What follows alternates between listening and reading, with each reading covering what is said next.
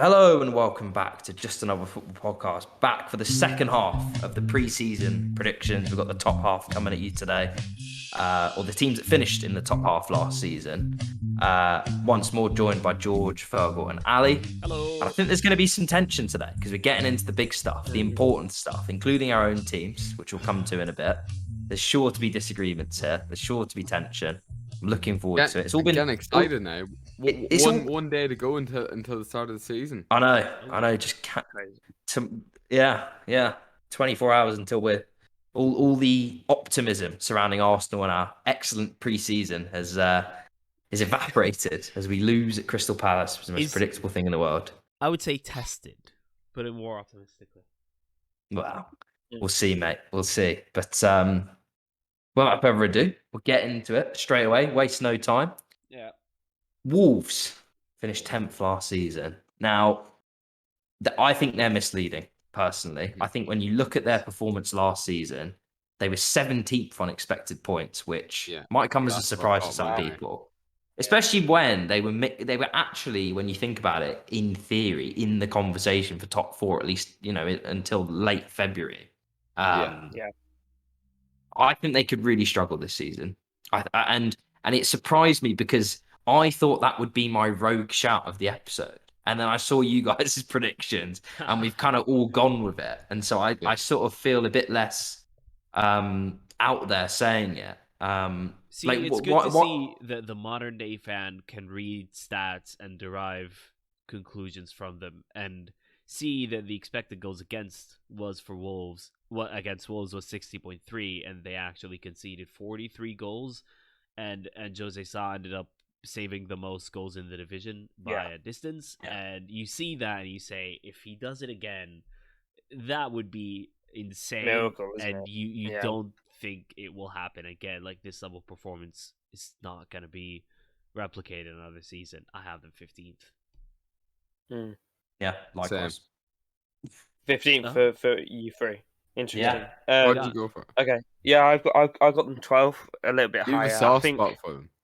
I do. You really liked them last season as well. I really like Wolves. I was really down on them last season, and although they finished 10th, I actually feel justified in that because they probably should have finished a lot lower. No, definitely. And my prediction of them finishing, I think put top half. It was sort of 9th, 8th, maybe. Looked a lot better than it probably should have been. But I think there are a few players that I think that are coming back, especially Pedro Neto from injury. He's had a very good pre-season. They're going to be a lot more creative. They need, in my opinion, another striker. For me, Jimenez everywhere else, isn't he? I didn't know that. He's out for the first 8 weeks, I think. Okay, wow. Interesting. Yeah, I didn't know that. So they really do. I think it's 8 games because there's 5 games in August, isn't there? It might have been 8 games rather than 8 weeks. But they've got some technically good players. Have to rely on the money laundering. Fabio Silva. Fabio Silva was sent out on loan, wasn't he? Yeah, he's gone to Olympiacos. Is it Olympiacos? No, Anderlecht. Oh no, it was Anderlecht. Sorry. Yeah, I thought Olympiacos. Yeah, Anderlecht. Chang Huang maybe. Pedro Neto will play sort of off the striker anyway. Maybe they'll play Adama Traore up front. I'd love to see how many. I forgot he's back. Look, they've Patrick Crotone as well, another wonder kid who somehow just sort of petered out at Wolves. They need a striker desperately. The rest of the squad, I'm not concerned by. They're not going to be relegation candidates, in my opinion, but it's going to be a boring. They are boring, aren't they? That is the word. They are. Their games are quite exciting. boring. Yeah, they used to be exciting, and now they're boring. Why do you like them? They're pretty boring. I don't know. Just always had a soft spot. I probably played. Orange looks good. I think I had either an FM or a FIFA save probably when I was 10 years old. Who knows? Yeah, and I've always liked Raul Jimenez. He wears a headband, doesn't he? So it's quite cool. Not out of style though. No, not at all. The boring season. No, for Sam Wolves, Maximan. I agree. No, he's not. You know who else is going to have a boring season? I could probably guess. Brighton, I dislike what Brighton are doing to themselves. Like they need Really? to have a striker. Yeah, I think they're going to regress this season. Yeah, I definitely. totally agree Regress with to the that. mean. Not to I the mean, even just think regress in general. Like they won't get No, the no, I same just I expected lie. The like, points. statisticians You love love it. that Yeah, terminology. you Yeah, love that. Yeah, they love that I, term, don't they? But I even think the atmosphere around Brighton is going to be down. I think that the lack of a big transfer, they might sell their Aren't they best in for Levy player. Colwell? I if saw they it today. are, then what does that change? They need a striker. Well, I think he's a good. I think he'd be a good He- signing for them as He a will be as a good, wing but I back. think the problem isn't in defense; it's in attack, and I feel like they're just lacking that. They've got Undav, who they bought and was loaned out, and apparently he might be the answer, but it doesn't look like he's going to start for them. I think it's gonna go a bit stale on Brighton. I don't think they've changed enough.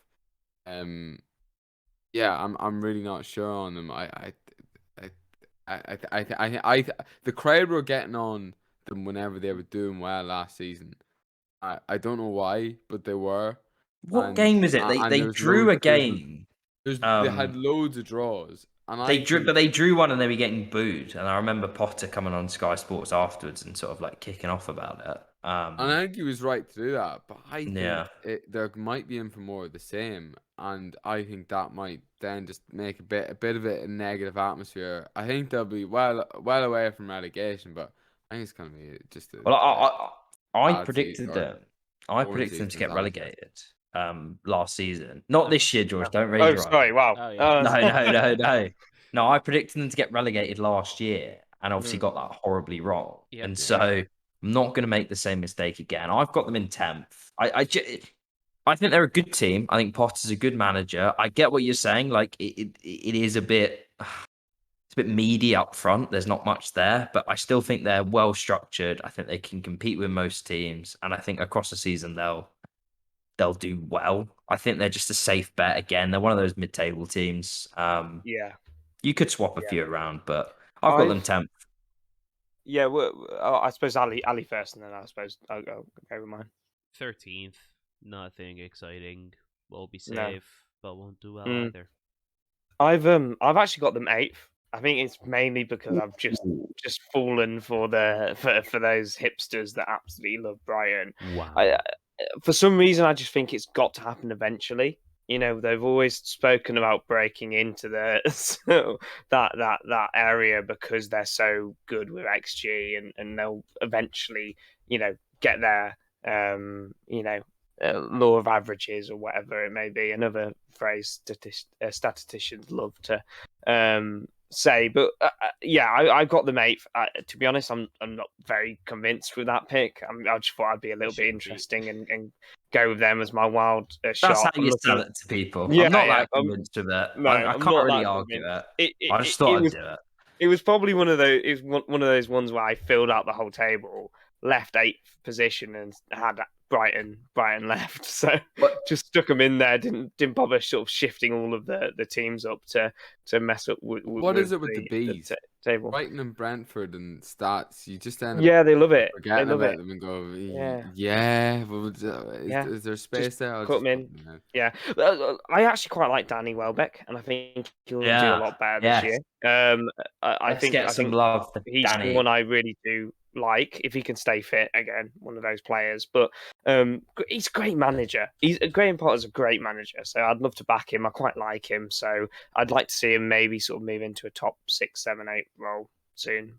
But, Yeah, they did lose Basuma and they might lose Cucurella. Yeah, I think they're well stocked in centre mid. I think they're well stocked. That's what I was going to say. Centre mid, they thought they were going to lose Basuma the previous season and sort of signed they got Ceres Mwepu and Caicedo. Mwepu. So I think they'll be all right for centre mid, but yeah, I think it might be a bit boring. I mean, let's be honest. The expectation shouldn't be. I mean, to be honest, the expectation if it was 15th, if you looked at this team on paper rather than what the hype has been in regards to their performances and their manager and how much money they've spent, it's really. I mean, 15th wouldn't exactly be. No, they're doing well. They're doing well. They're solid. So wherever they finish, it'll be fine.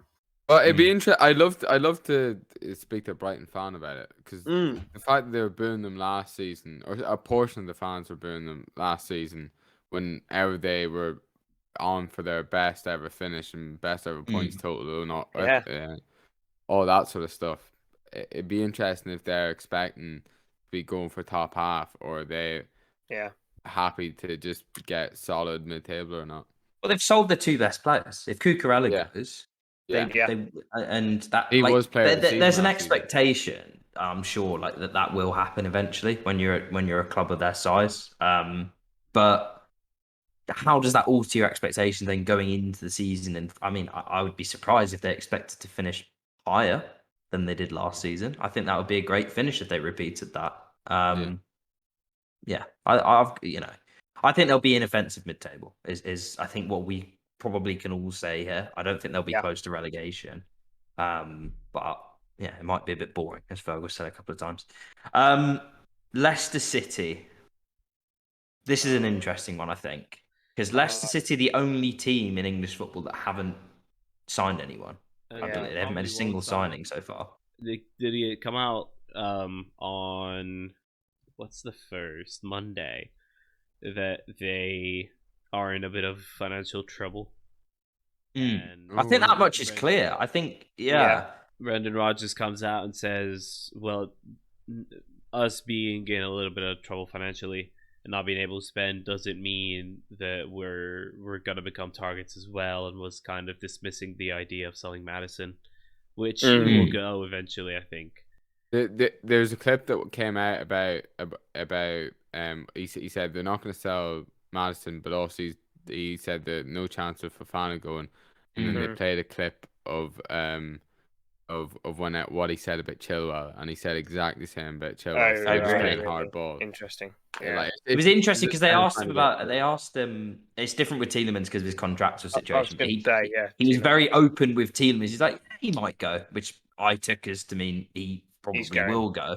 I think Arsenal will sign Tielemans. It's weird that we haven't done it already. I think we basically know that they're in financial trouble and we can probably come back in for him. But like in all, what we're saying here is they haven't signed anyone, and they were really poor last year. I mean, I know they had injuries, and I know they ended up finishing 8th. They were 15th on expected points. They were dreadful at the back. I mean, honestly, it was comical. Some of the defending on the corners as well. You really saw some of the pitfalls of Brendan Rodgers last season, I thought, because he's quite stubborn. I think he struggles to coach a defence, and I think he doesn't adapt. And a lot of those things, I mean, in the set pieces, they were just getting done time and time again. They were really, really poorly organised at the back. I think they could struggle this season. I would tip them as a team that going into the season, when you look at the players that could leave that you've already mentioned, I think that their expectations, what they've basically suffered from, I think, is they've had a couple of good seasons. They won an FA Cup. They've been there for Champions League. They were punching above their weight. But then by doing that, fans kind of expect that to become the norm, or certainly closer to. Leicester finishing 11th isn't a disgrace by any means. Their budget is kind of in keeping with a team that would be in that mid-table segment. But I think when you have a couple of seasons where they were very good, they expect more. But I've got them 11th. I think they could struggle. I'm surprised no one's been linked with sort of Ndidi so far and players like that as well. But I think he's absolutely key for them. Fofana was a big miss with injuries last year. I've got them 10th. I think he was massive. I think he was massive. But I've got them 10th. I'm actually a little. I can see them finishing lower. I can't see them finishing higher. So that's a little bit optimistic. I've got Crystal Palace and 11th, Wolves for. Wolves 12th, Aston Villa 14th. You could order those in kind of any order. All of those could finish above Leicester. Pretty close. Daka and Iheanacho, I'd like to see perform well. It'd be interesting to see if they play up together. But yeah, I mean, again, I think one of those teams that they're not going to get relegated. Touch wood, no. But I don't think it's going to be that interesting. 14th. Yeah. Nothing much. 14th. Wow. Yeah. I actually am quite optimistic about them, or I was until all these links started. Again. So I have them 8th. I think if they keep their players as they are, I'm actually I actually think they'll bounce back. I think You it was have just to a that, bit of a yeah. drop off in form. I think Fofana was a massive miss for them, and their XG was more with how badly they were doing at the back. So I think when you put, I think it was a bit like Liverpool when Van Dijk and all got injured. I think you put Fofana, providing he's still there, you put Fofana in there, and Ndidi back in midfield, and then Pereira, and James Justin and Castagna, all really good full backs. And then James Madison, I have a really good feeling about James Madison this year. Patson Daka's season under him, he was really hyped up as a great player. Harvey Barnes, who I always think is solid. So and they've been there and done it before.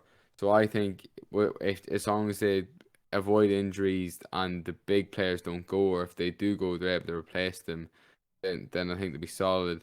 What do you think about Schmeichel going and not replacing him with a goal? Uh, Well, uh, do we that's rate Danny Ward? That's one thing I'm a bit No, unsure about. no. no, don't Me write Danny neither. Ward, and that's part of the problem, isn't it? That Yeah, Schmeichel, Fofana, and Madison might all end up going. That's the spine. I've You- completely changed my opinion then, but yeah. So I struggle to see them doing anything. They won't be in a relegation fight necessarily. But Mm. They're gonna have. I It's mean, yeah, go I for was it. just Phil. gonna say it's interesting how many teams seem to have left their business so late. Mm. A lot of the two of the promoted teams in Fulham and Bournemouth have seemed to have like either they're not going to invest or they've left it really late. You've Leicester, um, Brighton haven't done an awful lot.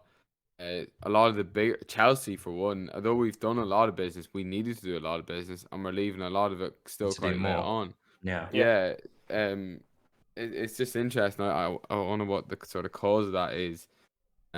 Is it that the big teams aren't buying early, so therefore it has a knock-on effect of the smaller teams waiting for their players to be signed or something like that? I don't know. Yeah.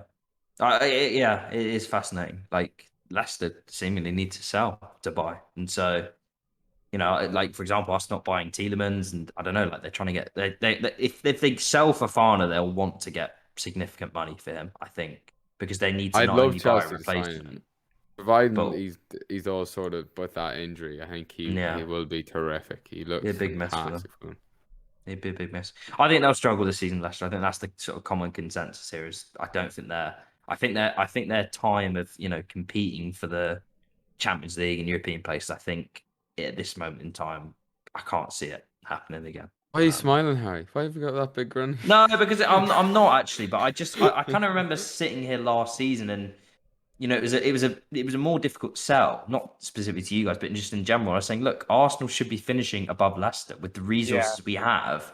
They're doing well. They're a good club. Everyone likes them, but I'm not absurd in my expectation that given what we have access to, what we spend every summer, the relative size of the club, we should be finishing above them. And I've been proven right since they've had their purple patch. Thank you very much. Off you You're go. not laughing now. you're not laughing Well, they now, might be. are They you? might finish above us next season. This might age Yeah, terribly. maybe. No, Moving on. definitely West. not. Don't I do. worry. You know me, Ali. Always the pessimist. West Ham, 7th last season. Any chance of them cracking into the top 6, or do you think they could Gianluca even go lower? Scamacca's 15 Premier League Depends how goals good he takes is. them from the dizzying heights of 7th to the dizzying heights of 7th. Yeah, I totally Yeah. agree. Yeah, I absolutely. I think what Yeah. it does. Is that the first one we all agree on? Yeah, Yeah, I yeah. think so because I think so. what it is we've said this. There's definitely now this power struggle to be the best of the rest of the other 14, and I think West Ham the last couple of seasons have obviously been in there with Leicester. Last season they were the best of everyone else, and I think by adding Scamacca it gives them more up front, and I think it kind of puts them back above the rest. I think it's going to be very difficult with them. Again, they're going to be in European football, albeit the Conference League this year. To break into They've the done top well 6. to manage it last season, though. They did, but if you look at it, they really struggled at the end. I mean, 58 points. They should have been finishing above Man United last season. To finish below a team that got 58 points over a season is poor. Ultimately, I know that you've got to have expectations with West Ham, but if they want to be treated as a as a top six, not top six, but like if they expect to get in the top six, Yeah. you've got to be. That's a low hanging fruit to get 59 points to finish sixth. And they didn't do it. I don't think they'll get a better chance than that. No, I agree. I think Man United have a better manager, might have a worse squad, but they'll be more consistent this year. And I do. There are a few worries about West Ham's squad in terms of depth. You know, they do have two. I think what they've got is almost sort of a backup, really quality backup in every single position. You know, right centre back, left centre back, right back, left back. But sometimes that's not enough, and especially with 5 subs, like you mentioned in the previous pod or the previous episode, and if you haven't listened, go back and listen, Harry. That could be quite crucial this year in terms of rotating the team. I don't know if they've got that depth necessarily. They've got 2 really good players in each position, but that's sometimes not enough, in my opinion. Yeah, no, I agree. I agree. Yeah, I think you saw like it's something different to throw in there if things aren't going right. Which I think the sort of different option off the bench is going to be huge with 5 subs. Like not the same option as what you already have on, but something that's gonna mercurial talent of some sort. A Jesse Lingard, perhaps. Yeah. I think they could have done with him coming back. But yeah, so I think 7th is a good finish for West Ham. You know, it's hard to break into the top 6. Like it really is. It's not getting any easier for these teams. And really, you shouldn't break into the top 6. No, it's only when teams like Arsenal and Spurs have dropped the ball. That's when it's happened. Yeah, you know, it's been a failing on their parts. Let's be honest. If they do what they're supposed to do, then very difficult for these teams. So credit to them for even being there. But I think 7th, again, I think would be a solid season for them, and that's where I've got them. Now we're into the good stuff. Now we're into the top 6. There's sure to be disagreements. Although I'm not sure whether there will be over who we think is going to finish 6th. It was Man United last season. I struggled to make a case for them finishing higher this season. Because I'm happy to take any counter arguments, but my counter argument, I've got them 6th as well, but my only counter argument is if Ten Hag just hits the nail on the head. Yeah, and I think if he does, I think the players in there, what they've previously done, if he's able to get the best season out of each individual player that they've ever had, which that's a massive ask. But go with me on it. If they did do that, you're talking like Rashford would be brilliant. Bruno Fernandes, like what would he get? Like 20 goals in a season previously. Jadon Sancho, that would be like 15 assists. You know, like what I'm saying is the players are there. That they've previously done it, and what's been lacking is a really good manager. They've now got that really good manager. If he can squeeze the best out of these players, like Martial, who it looks like he is getting a tune out of in pre-season, see if that continues into the actual season. It'd be interesting what happens to Ronaldo, but I'm not ruling them out for top 4. It all depends on how good Ten Hag is. Do you know what I would say? Listen, I'll counter that, right? I think they'll get better. I do think they'll get better because they got 58 points last year. They were appalling last season. They were a disgrace, I thought, throughout the entire season. They will get better. To get into the top 4, they'll not only have to get better, one of the other team or 2 of the other teams that they'll be competing with, you'd have thought, will have to get worse. Because they're not going to bridge an 11-point gap to 5th, and then what was it, 13-point to 4th, and 17-point to 3rd. They're not going to do that on their own. The other teams will have to come back to them and have to get worse. And with the additions they've made, and we'll come on to speak about them, I just don't see it. I think Ten Hag will make them better. I think they'll be fitter. I think they'll be better organised. They'll press better. They'll score more goals. They'll concede less. Fine. That's what a coach is supposed to do. He's supposed to come in and make the team better. But there's only so much he can do. And the squad depth isn't there. When you look at what they've been fielding in these preseason games, they've had nothing coming off the bench. I think you're looking at players that last season, I mean, everyone's optimistic about Sancho, Martial, and Rashford. They combined for less than 10 goals last season. And you're talking about, and I know you're speaking theoretically, but getting the best out of them after their worst ever seasons.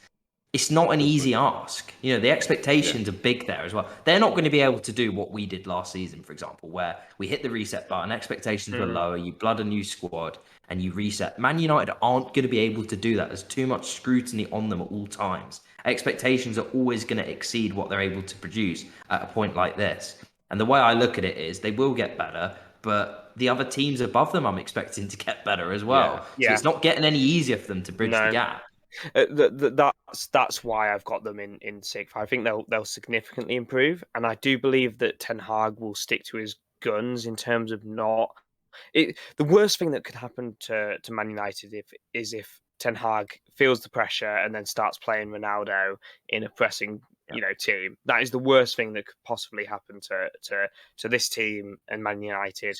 Look, I think they've got to just stick it out. The board they've got to expect sixth and just keep it at that and see what Ten Hag can do the next year. I know that sounds like a write-off already. It's quite harsh. They've got the Europa League as well. It's probably not what Man United fans deserve and want to hear. No, it's what they deserve. But it's maybe what they deserve. Yeah, Definitely. but not what they should expect from that team. It's the biggest team in England. And how poor they've been. But yeah, I think there's a lot of ifs, isn't there? Especially that. Yeah, there's a lot. There's a lot of they could be, the could be's, and they're not a bunch of have beens. They're a bunch of could be's, which isn't it, which means nothing really. That's a until great they point are. because all of their so they've signed Terrell Malacia, who is still a could be, Lisandro Martinez. We're championing Lisandro Martinez this season. Yeah.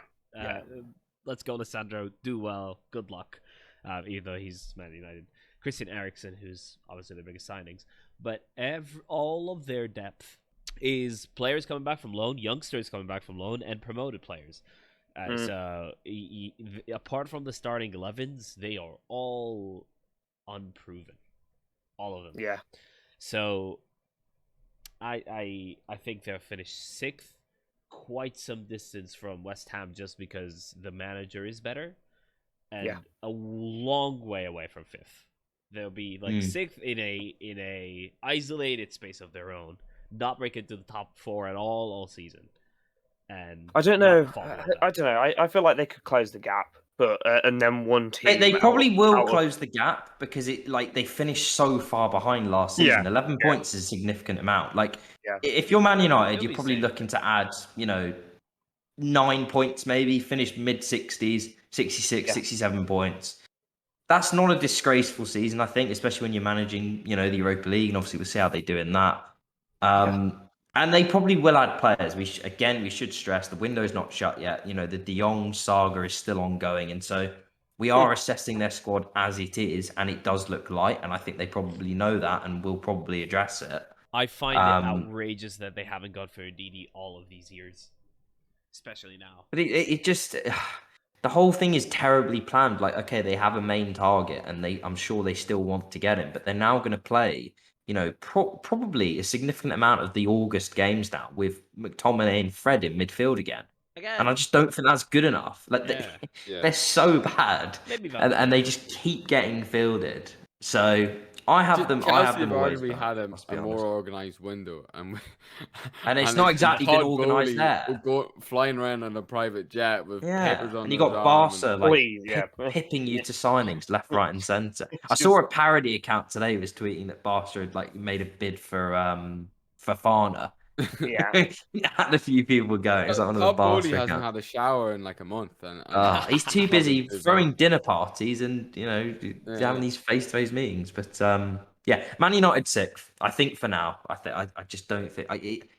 If someone wants to predict them higher, I just struggle to see the reasoning behind it, other than blind optimism at this point. Yeah. So we'll see. See how it goes. We can all be wrong. It can happen. 5th was Arsenal last season. Now, I think in this segment of the show, I think you've got specifically between these three teams. I think because it is interdependent. I think when you're looking at them, I think you could justify putting them in any order. And I think that they do relate in terms of they've all probably improved, at least certainly Arsenal and Spurs. But have they improved relative to the opposition they're up against? Because I think that's what it's going to depend on here. So, Ali, you can go first because you're unbiased. You've got no horse in the race here. I do not, and I frankly don't really care who finishes where. Chelsea 5th, Thanks, Ali. Arsenal 4th, Tottenham 3rd. Exactly, cuts off. Chelsea 5th, Arsenal 4th, Tottenham 3rd. Chelsea will struggle defensively. The fact that they haven't been able to sign Jules Koundé is going to be a bit of a problem, and I fear that, for them, I don't care, but I fear for Tuchel that he hasn't exactly figured out whether he's going for a back 4 or 5. He's going to have to go for 4 now. And I maintain that Kalidou Koulibaly is... Temper your expectations on him a little bit, because I think he struggles with the agility required for the type of defending Thomas Tuchel goes with. And if you have wide players that cut inside, and we've talked about this before, Kalidou Koulibaly has problems turning and accelerating, and yeah, we've talked Mo Salah, and every time we've played Napoli and all this, and I still think this is the case, and Koulibaly will start every game, and it will be a struggle, and I think you need what I think you're saying, what I think is absolutely fair to say, sorry to cut you off, is he will not be as good at the Rudiger role as Rudiger was. I know that there's a defender in world football that does that role, touch tight, playing almost as a left back or a right back, whatever side you're on, and there won't be a Rudiger role. That's being aggressive. You know, yeah. It's fair to say if you expect him to come in and do that, that's probably an unfair expectation. I don't think he's of that caliber. But I do think he's better than, you know, Rudiger's been gone now since May. They've known he's going, and so they've not had anyone better there. He's a better solution than the internal ones they had. I do think they're a bit stuck between a back 4 and a back 3 at the moment. I think it's going to have to be a back 3 because I just don't think they're settled enough to play a back 4 yet. I think for me specifically, and again, I know preseason games, you can't read into them too much, right? And I'm not over-indexing the result against Chelsea, but the biggest thing that stood out to me in that game was, yes, they were chaotic defensively, but they looked like they didn't know how to build play in a back 4. And when you've been doing it in a back 3 for the past couple of years and been doing it, you know, to a pretty good level, and you suddenly go to a back 4, and I know there were players missing, so again, potentially a bit unfair to write it off completely, but it just didn't look well coached. It didn't look cohesive like it usually does. And I think if you're looking at least short term, I think they'll stick in that back 3. Yeah, I think you're spot on, and I think we absolutely have to start the season in a back 3, especially the first game of the season. You know, even though Chalobah I don't think is quite up to it yet, I think he's competent in that right centre back role, and so you've got to play in a back 3. Yeah, exactly. You got to play your best 11. Sorry, you got to not play your best 11. You got to play to win, and a back 3, like you said, we're used to that in terms of build-up play. Rest of the squad, I'm actually pretty positive. For Chelsea, I think, and we've argued a lot off camera about whether Chelsea are in turmoil. You know, whether it's a massive transition period for them. I don't believe it is. I don't believe this idea that Chelsea have a huge rebuild to undergo. You know, Christensen didn't play very many games. Rudiger was pretty key, and like you said, he was very good last year. Having said that, there was a lot of doubts of Rudiger before last year. You know, he wasn't exactly a nailed-on best. I think before Tuchel came in. Definitely. Yeah, before Tuchel, especially, and so I think this idea that Chelsea are going to be in free fall and drop 2 or 3, 2 places, I suppose it would be, is a bit for me hyperbolic. I think it will be closer, and I think it's absolutely fair to say they'll finish 5th, but I just don't think it won't happen in my books. I think the gap between Liverpool and Man City will get tighter to Chelsea and Tottenham and Arsenal. rather than one of those three significantly dropping off. So, what's your order? Chelsea, Arsenal, Tottenham, then George. For me, I initially put it at Arsenal, Spurs, Liverpool, Arsenal, Spurs, Chelsea. Sorry. Okay. I think I'm going to change that. I think I'm going to put Spurs, Arsenal, Chelsea, So because Spurs I'm really fifth. impressed by Arsenal. So You're putting Chelsea fifth? No, first. Oh, Spurs So fifth. Fifth to fifth, yeah, fifth to third. Sorry, no. do them with the numbers. So who do you have? Apologies. I've confused everyone here. Yes, you have. Fifth. I'm going to go with Spurs, Tottenham. Okay. What do you think of? Yeah. Yeah, Then fourth, Arsenal. Third, Chelsea. Well, no longer Chelsea, but Chelsea. So that's mine as well. The artist formerly known as Chelsea. Yeah. That's mine as well. Yeah. I should probably say here, right? This is basically because I hate Spurs. Like, Yeah, I actually think Arsenal are most likely to finish outside the top four of those teams. Like, in my mind, and that's not because we're a bad team. What you've said there is a good point. I think all three of those teams could easily get more points than last season. And I think, therefore, City and Liverpool could get less points. The gap could be smaller. We could be in a situation where Arsenal get mid-70 points and it's still not enough to get top four, because I think the caliber of teams going for it is pretty good. What I would say on Chelsea in terms of the uncertainty point, that's not the right way of putting it. That's not how I would say it anyway. I think it's less about the players you're losing and more for me about the way you played in the second half of last season. And I know there were mitigating factors that influenced that. You had injuries, you had the stuff around the ownership situation. But I just think when you combine that with losing a couple of key players, particularly Rudiger, and not knowing particularly what the budget's going to be this summer, and it has become a bit more clear that they are initially going to spend money at least and fill gaps. I just think that it's not on the edge. That's the wrong way of putting it, but it's certainly less certain going into the season than it was last year in particular, where I think people thought, okay, Chelsea are going to kick on now. They're a better team. That they're in a position to get stronger. I think this year you've still got good players. I'm still giving you the benefit of the doubt in my mind because I still think that you have the third best squad on paper. But it's also not an unfair statement to say that I think the gap between Chelsea and the teams chasing them is smaller than it was last year, and I would have expected it to be coming into the season. No, absolutely. My thing with Chelsea, I have us fourth, I have Arsenal fifth, I have Spurs in third, which was tough. And I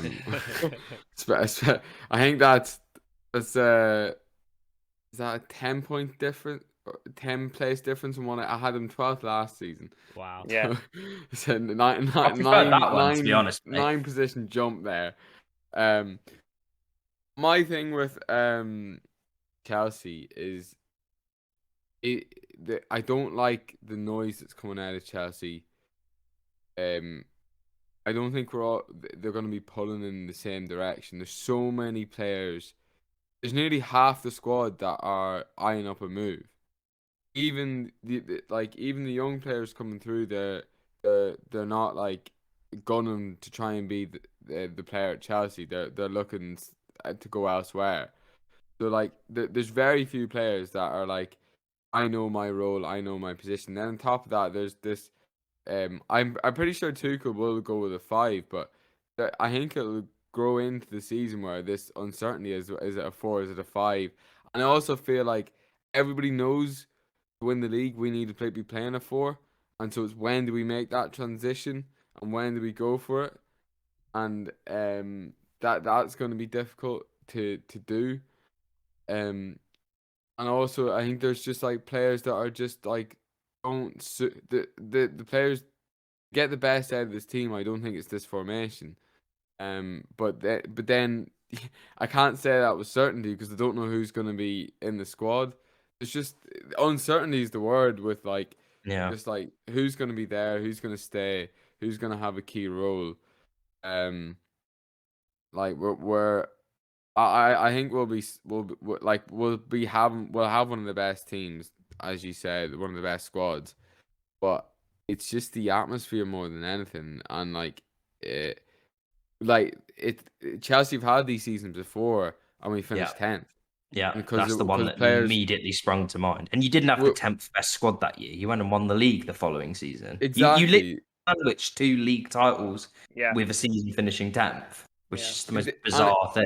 It's like there's been a rot that's been like slowly get faster and faster, and now you've got like our club captain Dave that not forcing him to move, but he's like, it's time for me to go. There's so many players that are were put out on loan. Like Kennedy's in and around the squad. But like, what is it good to have a player like fucking Kennedy about? You always find a cool guy. What about Malang Sarr? I'm gonna bring up the main guy now. Yeah. We had to turn down a bid for Malang Sarr because we're waiting to bring in a centre back. Why are we? We should be going. We should be packing his bag for him. I love how you insist. I love how you insist on every single time pronouncing his name wrong. It just adds to the like anger and fury. It's Malang, I think. Malang Sarr, yeah. Yeah, it's not Mangling, but I prefer your pronunciation, your botched pronunciation of it. To be fair, yeah. Sorry. We're after turning down a bid for him from Fulham because we're waiting to sign another centre back, and it's just like, what are we doing? Just get rid of him. We already have too many players. You do. I have to say, like Chelsea, we've discussed this many times. I don't want to really litigate it for too long, but Chelsea do have they have a hoarding culture. It's a problem. The players that have stayed there for like that game we played at the start of last season with the what was it called? When we were looking at who was still at Chelsea. It was Marion. Crazy stuff. Absolutely crazy. But I think it's going to be tight. I think that, like, to be honest with you, if I'm speaking with my head, I'd say Arsenal 5th. But I can't predict another I need a St. Tottenham stay. I need us to get back above them. So fuck Spurs. They're going to finish 5th. Easy. With Chelsea, there's just like I'm not sure if I'm convinced about the attack either. Like Sterling, Sterling I think will do well, but then Sterling Mount are fine. But I feel like the centre forward role is so crucial, and I think it's a lot to expect Havertz to really kick on and I don't rate him. I must be honest. I don't think he's produced nearly enough for the way people speak about him. I think he's he's decent. Like him, but yeah, I tell you what, it's big on. It's now really big for Tuchel this season, I think. Yeah, because he's had a good few transfers now. He's probably had the chance to change it. I think the way he's gone about treating the youngsters this season sets a big precedent. I like he's not interested in trying to bet in youngsters, is what the impression I'm getting. No, he wants to win now. He's all for winning now. So if he doesn't, and it doesn't look like we're going to be doing that, and that might be because of the ownership that was a bit all over the place this summer. But yeah, it's. I could see us dropping out of the top 5, as we said. It could happen. Out of the top 5. Top 5. It dropped to 5th. Sorry, yeah. Oh, okay. Yeah, top 4. Yeah. And yeah, but like, we just need to clear out. There's so many hangers on. Like Michy Batshuayi at the moment is going to be in the squad. But what I want to say on that, Fergal, that's always been the case at Chelsea. Chelsea have always had rot. We've always spoke about Chelsea as a rotting team for about 2 decades. It's just the same thing. I feel like this is Champions League titles. I think it's built up to like. It's not worse. It's built up to half the team looking for a move. That's the same as every year. It's not. This is definitely as worse as it's been. Right. Anyway, the amount of players that could leave Chelsea. It is literally half the team. But either way, I think what deserves a mention is that we do have a better manager than Arsenal, and I think that's why I got you 3rd. Yeah, I think that's completely fair. Like that's one of the reasons I initially had Arsenal 5th rather than Spurs, but I've changed my mind because of pre-season, basically. It's going to be a really interesting one. It's going to be really interesting, and it's quite exciting. I think that to have a really competitive top 4, which hasn't always been the case these past few years. Without doubt. So finally, to the summit, to the top two. What do we think? Do we see Man City doing it again? Because it's quite interesting with these teams. Like, you could argue that both of them have actually gotten worse in this transfer window. And granted, they're both still at an exceptional level. I'm not talking about anyone being in a crisis. But I'll come to you first, Ali. Obviously, you brought in Nunez, and I know there's been stuff going around on the social media mocking him. But I do think he's going to be a good player for Liverpool, no doubt. He will score goals. But he's replacing Mane, who was exceptional. It's not a fair expectation to expect him to come straight in and be as effective as Mane was on a week-to-week basis. And so in the immediate short term, at least, you can argue that Liverpool are weaker because of that. They, I think, downgraded up front because of this. So we sold Mane and brought in Darwin Nunez. That is a downgrade. I'm okay with it. I'm okay with the strategy of, okay, we have Salah, Firmino, and Diaz still. Diaz has a lot of minutes under his belt with us now. I'm okay with the fact that Darwin Nunez is coming in. He might not play every single game, but he's here for the long term, for the main part of his career, and will develop into, I think, one of the best strikers in the world. That would not be a surprise if it happened. See, the problem is, though, I do think, despite the completely warranted optimism after defeating Man City, the Charity Shield, or what's it called nowadays? Supporter Shield? No, Shield. Charity Shield, Community Shield. Community Shield, that's the one. Well, Charity Shield's fine. Yeah. Despite the very warranted optimism, I do have a feeling that if Haaland stays fit for the whole season, that they'll...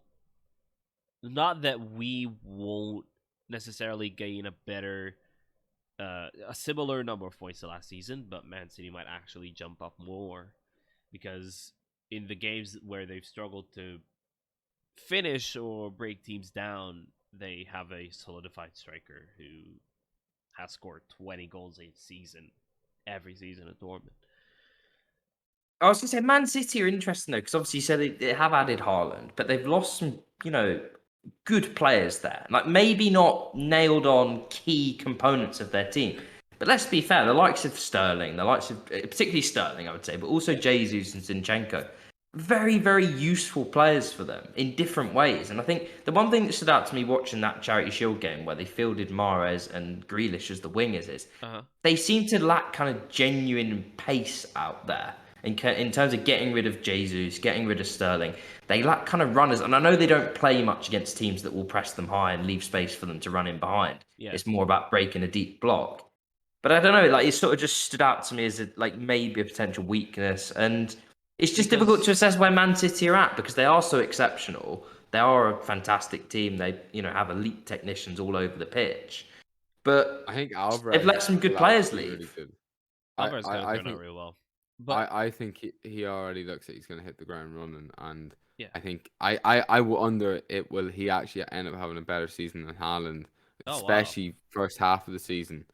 I think he might just fit in better, and then Haaland might acclimatize a bit later on in the season. But maybe. And another thing to say about that, Harry, in terms of genuine pace out wide, and there's been a slight change, I think.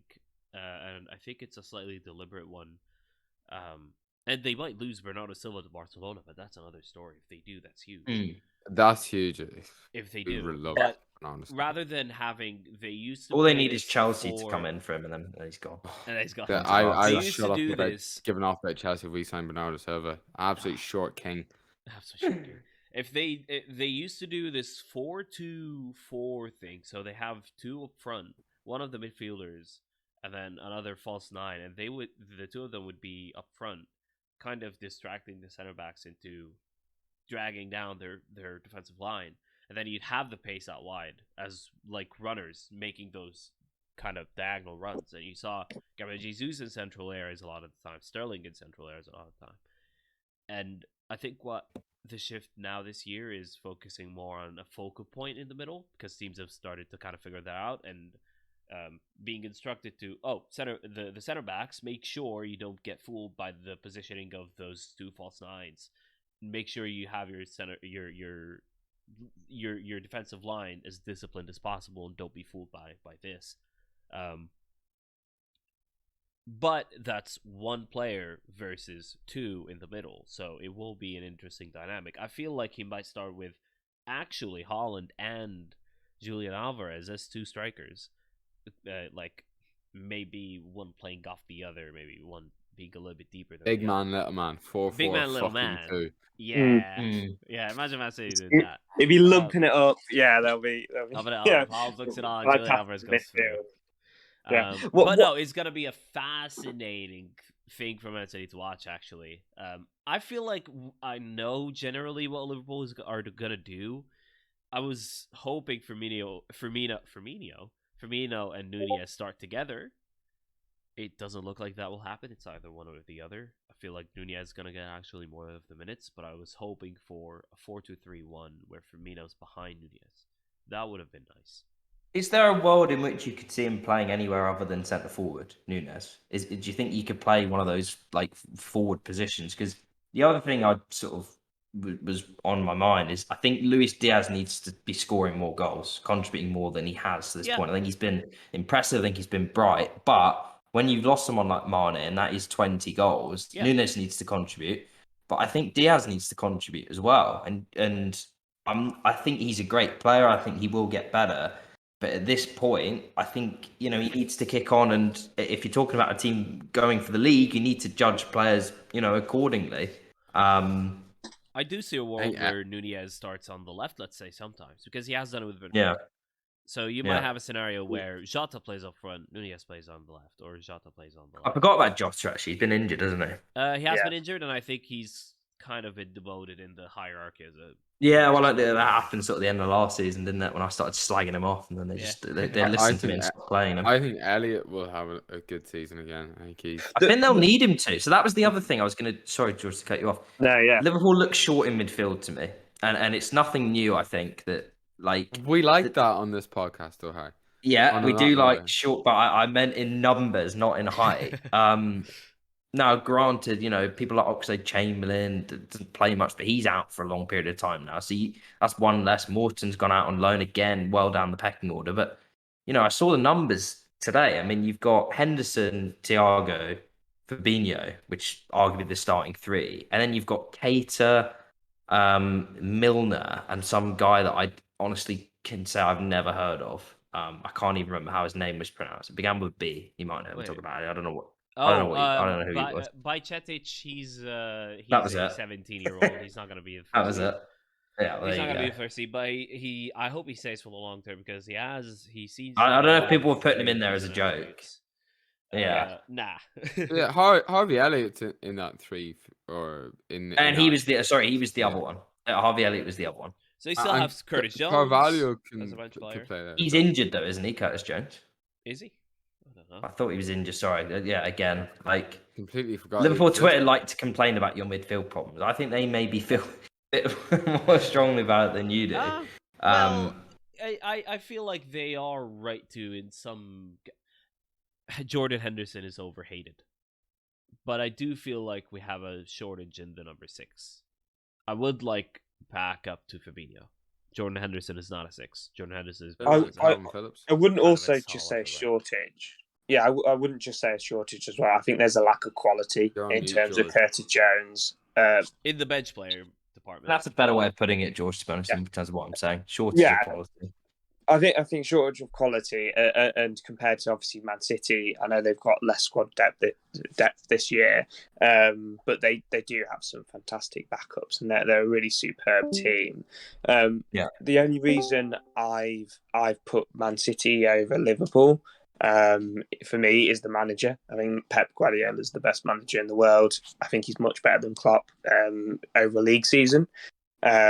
He's been proven season after season, and he's got a better team, to be fair to him. So that does help, but he's a far superior manager in that sense. I think that's a bit harsh. Far superior. No, when a couple of the leagues have been won by a point and 2 points or whatever it was. But it's not harsh because he's been able to find creative solutions that I think Klopp struggles with. Easy when you've got a big checkbook, mate. Well, no, absolutely, and I'm not saying that he hasn't been helped by that. and he certainly has, and he has had the better team, arguably.